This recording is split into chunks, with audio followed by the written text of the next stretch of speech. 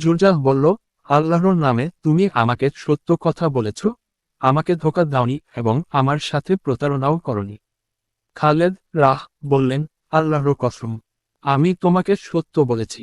তোমার প্রতি বা অন্য কারো প্রতি আমার কোন বিদ্বেষ নেই।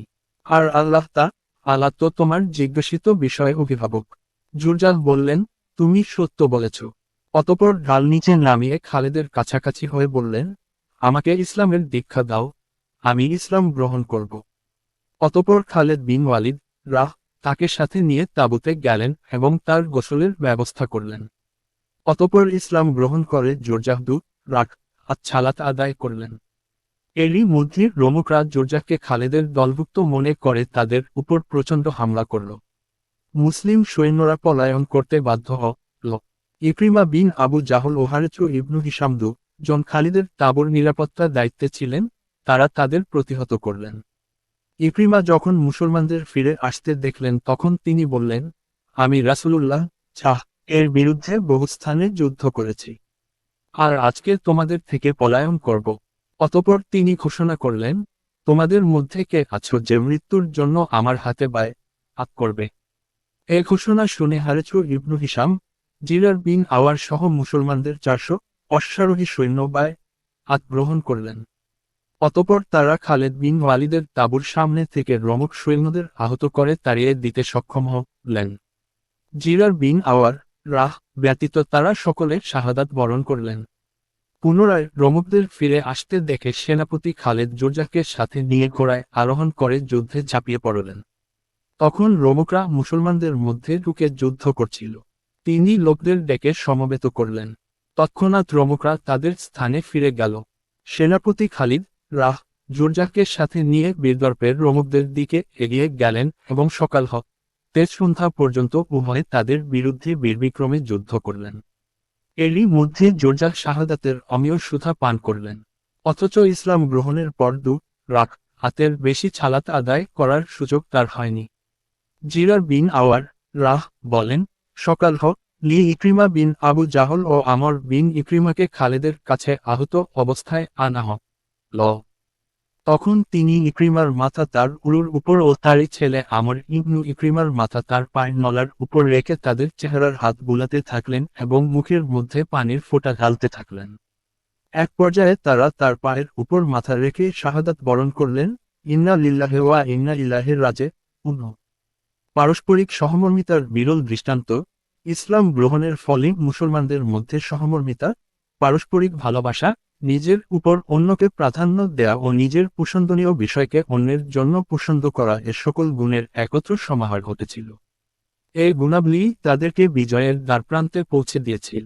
যুদ্ধের ময়দানে জীবন হারানোর আশঙ্কা থাকা সত্ত্বেও তারা নিজের উপর অন্যকে প্রাধান্য দিয়েছেন। যুদ্ধের সময় হুজাইফা আহতদের মধ্যে তার চাচাতো ভাইকে খুঁজতে থাকেন। তার সাথে ছিল সামান্য পানি। হুজাইফার চাচাতো ভাইয়ের শরীর দিয়ে অবিরত ধারায় রক্ত ঝরছিল। তার অবস্থা ছিল আশঙ্কাজনক। হুজাইফা তাকে বললেন, তুমি কি পানি পান করবে? সে হ্যাঁ সূচক ইঙ্গিত করল। আহত সৈন্যটি হুজাইফার কাছ থেকে পানি পান করার জন্য পাত্র হাতে নিতেই তার পাশে এক সৈন্যকে পানি পানি বলে চিৎকার করতে শুনল। পিপাসার্ত ওই সৈনিকের আর্তনাদ শুনে তিনি আগে তাকে পানি পান করানোর জন্য হুজাইফাকে ইঙ্গিত দিলেন। অতঃপর হুজাইফা তার নিকট গিয়ে তার হাতে পানির পাত্র দিলে তিনি পাত্র উপরে তুলে ধরতে পাশ থেকে অন্য একজন সৈন্যের চিৎকার শুনতে পেলেন। তখন তিনি পানি পান না করে হুজাইফা কে বললেন, তার দিকে দ্রুত ছুটে যাও এবং সে পানি পান করার পর কিছু অবশিষ্ট থাকলে আমাকে দিও। হুজাইফা আহত সৈন্যটির কাছে গিয়ে দেখলেন তিনি মারা গেছেন। অতঃপর দ্বিতীয় জনের কাছে ফিরে এসে দেখলেন তিনি মারা গেছেন। অতঃপর চাচাতো ভাইয়ের কাছে ফিরে আসলে দেখেন তিনিও শাহাদাতের অমীয় সুধা পান করে জান্নাতবাসী হয়েছেন। পানির পাত্রটি তখনও হুজাইফার হাতে। এতটুকু পানি, অথচ তা পান করার মতো এখন আর কেউ বেঁচে নেই। যাদের পানির প্রয়োজন ছিল তারা আরেকজনের পানির পিপাসা মেটাবার জন্য এতই পাগলপড়া ছিলেন যে অবশেষে কেউ সে পানি পান করতে পারেননি। অথচ সবারই প্রাণ ছিল ওষ্ঠাগত। একেই বলে মৃত্যুর দুয়ারে মানবতা। মদিনা থেকে পত্র প্রেরণ। ইবনুল আছির বলেন, মাহমিয়া ইবনু জানিম নামক এক দূত খলিফার পক্ষ থেকে পত্র নিয়ে যুদ্ধের ময়দানে আগমন করলে সৈন্যরা তার নিকট মদিনার খবর জানতে চায়। সে তাদেরকে বলে, মদিনা নিরাপদ ও নিরাপত্তার চাদরে ঢাকা রয়েছে। অথচ সে আবু বকর রাহ এর মৃত্যুর সংবাদ ও খালেদ বিন ওয়ালিদ রাহ কে সেনাপতির দায়িত্ব থেকে অপসারণ করে তদস্থলে আবু ওবায়দা ইবনুল জাররাহ রাহ কে নিযুক্তির সংবাদ নিয়ে এসেছিল। অতঃপর দূত খালেদের সাথে সাক্ষাৎ করে গোপনে আবু বকর রাহ এর মৃত্যুর সংবাদ জানালো এবং খলিফা ওমর ইবনুল খাত্তাব রাহ এর পক্ষ থেকে প্রেরিত পত্রখানা হস্তান্তর করল। সেনাপতি খালেদ সৈন্যদের কিছু না জানিয়ে পত্রখানা সংরক্ষণ করলেন, কারণ এমন সময় আবু বকর রাহ এর মৃত্যুর সংবাদ ও সেনাপতির পদ থেকে খালেদের অপসারণের খবর সৈন্যদের মাঝে বিশৃঙ্খলার সৃষ্টি করতে পারে। এরপর সেনাপতি খালেদ রোমকদের বাম বাহুর উপর হামলা করলেন, যারা মুসলিম বাহিনীর উপর ডান বাহুর উপর হামলা করছিল। প্রচণ্ডভাবে আক্রমণ করে তিনি ছয় হাজার রোমক সৈন্য হত্যা করলেন। অতঃপর মুসলিম সৈন্যদের কাছে ফিরে এসে বললেন, আল্লাহর কসম, কোন অনুর্বর ও কঙ্করময় ভূমিও তাদের দখলে থাকবে না।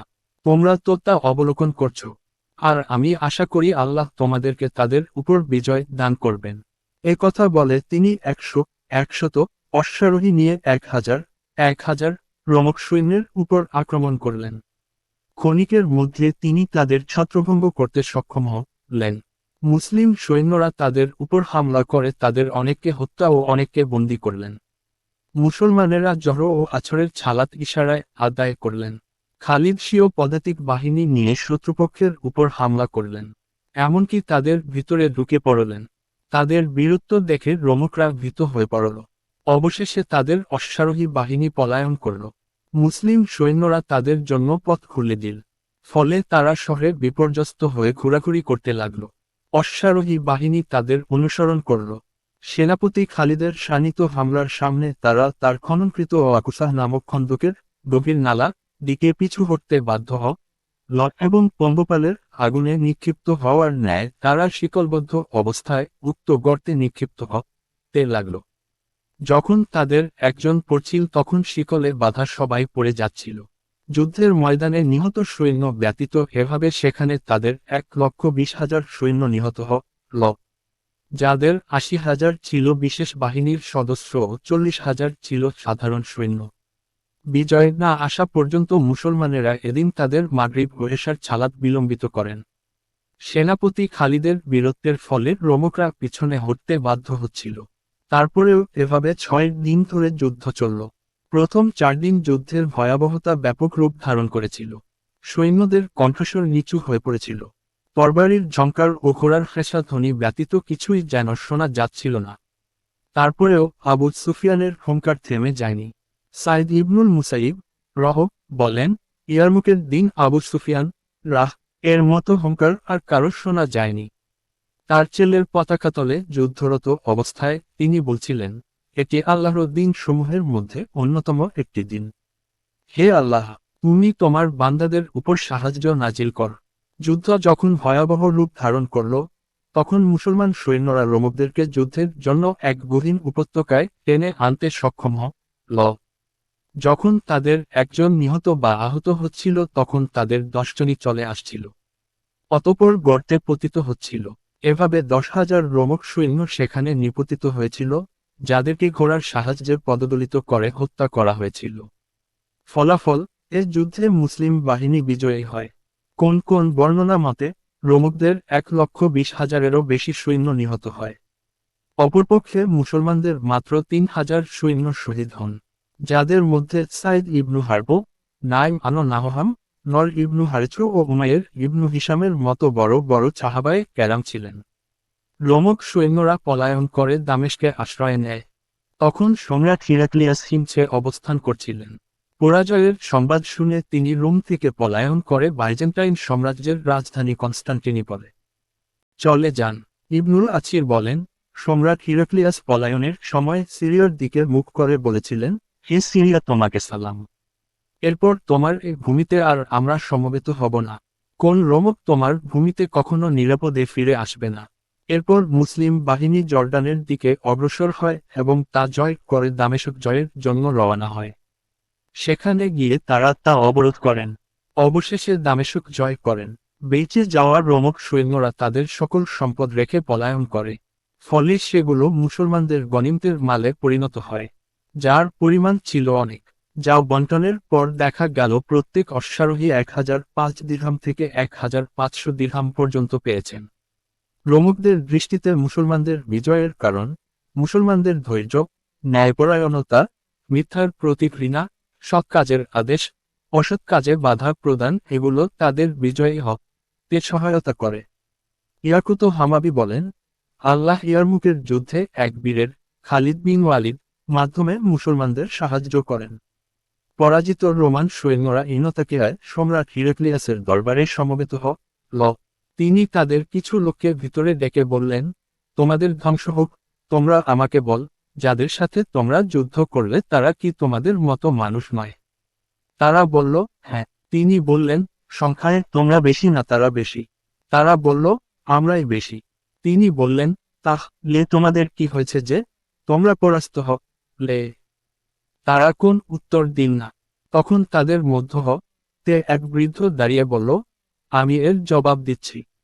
আর মুসলমানরা যখন আক্রমণ করে তখন তারা ধৈর্যের সাথে লড়াই করে। তারা মিথ্যা বলে না এবং মিথ্যারোপও করে না। আর যখন আমরা হামলা করি তখন ধৈর্য ধারণ করি না বরং মিথ্যারোপ করি।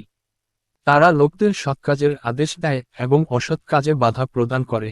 তারা মনে করে তাদের নিহতরা জান্নাতে যাবে এবং জীবিতরা বিজয়ী বেশে পুরস্কার ও গনিমত নিয়ে ফিরে যাবে। তিনি বললেন, হে বৃদ্ধ, তুমি সত্য বলেছ। অবশ্যই আমি তোমাদেরকে এই এলাকা হতে বিতাড়িত করব। তোমাদের সাহচর্যের আমার কোন প্রয়োজন নেই। প্রয়োজন নেই আমার এক বিচক্ষণ জাতির বিরুদ্ধে যুদ্ধ করার। তখন বৃদ্ধ বলল, আল্লাহর কসম দিয়ে বলছি, আপনি দুনিয়ার জান্নাত সিরিয়া আরবদের জন্য ছেড়ে দিয়ে চলে যাবেন না। কোন অরব পেশ করবেন না।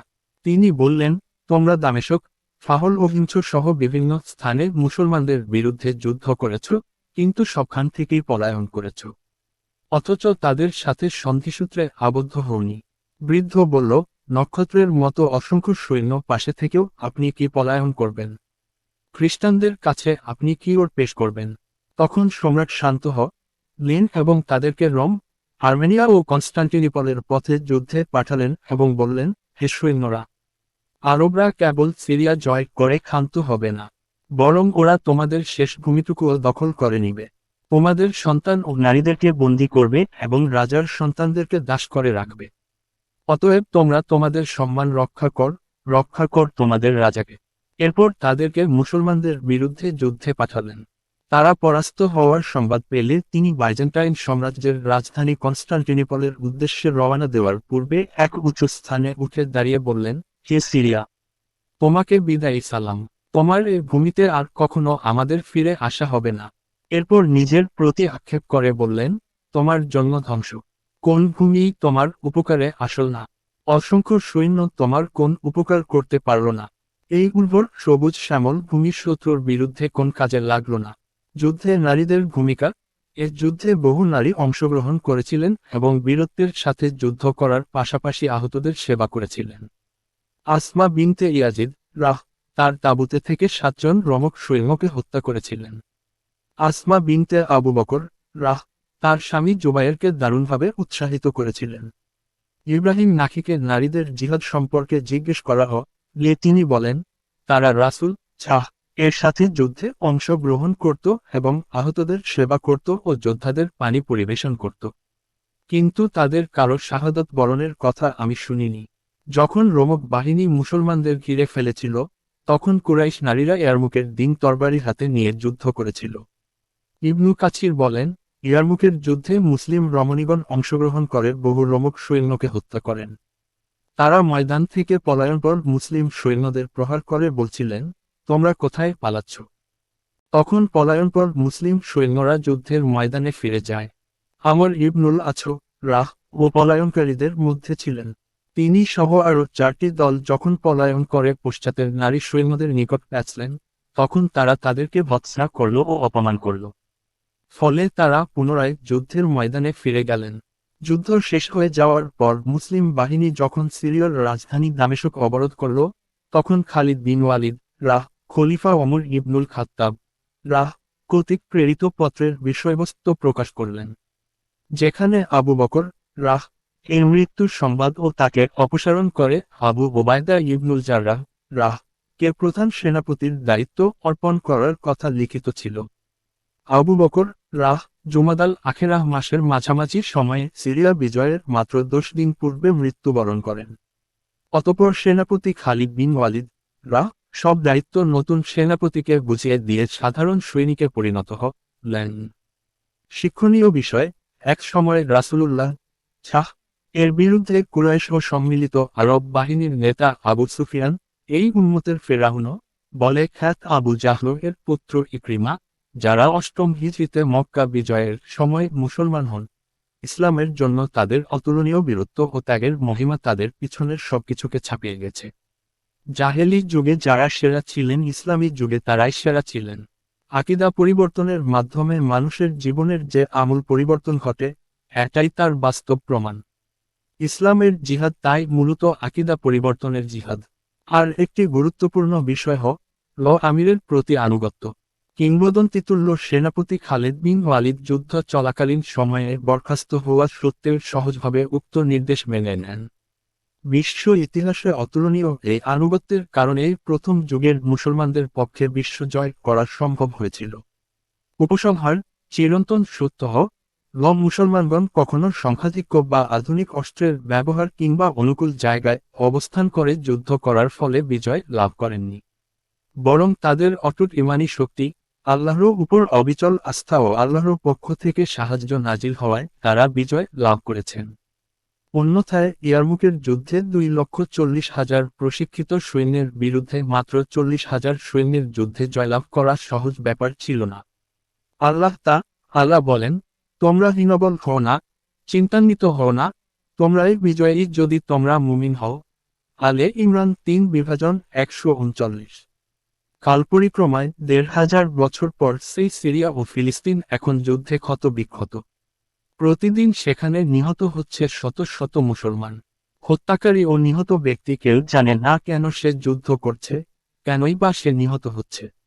যে যার মতো সেখানে আপন আপন শক্তি প্রদর্শন করে চলেছে, আর মানবতার এক চরম বিপর্যয় ঘটিয়ে চলেছে অবিরতভাবে। তার মধ্যে এমন একটি পক্ষের উত্থান ঘটেছে যারা কিনা সরাসরি খিলাফত ঘোষণা করে যুদ্ধ পরিচালনা করছে, কিন্তু তাদের যুদ্ধনীতিতে খিলাফত ব্যবস্থা তথা ইসলামী সমাজ ও রাষ্ট্র ব্যবস্থার কোন চিহ্ন নেই, বরং রয়েছে তাতার মঙ্গলদের মতো ঠান্ডা মাথার হিংস্রতা ও সীমাহীন বর্বরতা। আল্লাহর পথে জিহাদের দুর্জয়ের প্রতিরোধ সংগ্রামের পরিবর্তে রয়েছে নিষ্ঠুর হত্যাযজ্ঞ আর সাধারণ মানুষের রক্ত নিয়ে হোলি খেলা। 1,500 বছর পূর্বে ইয়ারমুকের যুদ্ধের বিজয়ে মুসলিম সেনাবাহিনীকে খ্রিস্টান সম্রাট হিরাক্লিয়াস অভিহিত করেছিলেন বিচক্ষণ জাতি হিসাবে। আর আজকের এই তথাকথিত মুজাহিদ তথা উগ্রবাদীরা সারা বিশ্বের কাছে চিহ্নিত হয়েছে একটি ঘৃণিত পশুশক্তি হিসাবে। এখানেই পার্থক্য স্পষ্ট হয়ে যায় সত্যসেবী মরণজয়ী মুজাহিদ আর চরমপন্থী খুনিদের মধ্যে। আল্লাহ রাব্বুল আলামিন আমাদের সকলকে সত্যসেবীদের অন্তর্ভুক্ত হওয়ার তাওফিক দান করুন। ইয়ারমুকের ময়দানে মুসলিম বাহিনী সেদিন যে ত্যাগ ও বীরত্ব দেখিয়েছিল, সেই ইমানি দৃঢ়তা ও আদর্শিক মহত্ত্ববোধ নিয়ে বিশ্বের বুকে আবারও সেই হারানো মর্যাদার আসনে মুসলমানদের অধিষ্ঠিত হওয়ার তাওফিক আল্লাহ দান করুন। আমিন।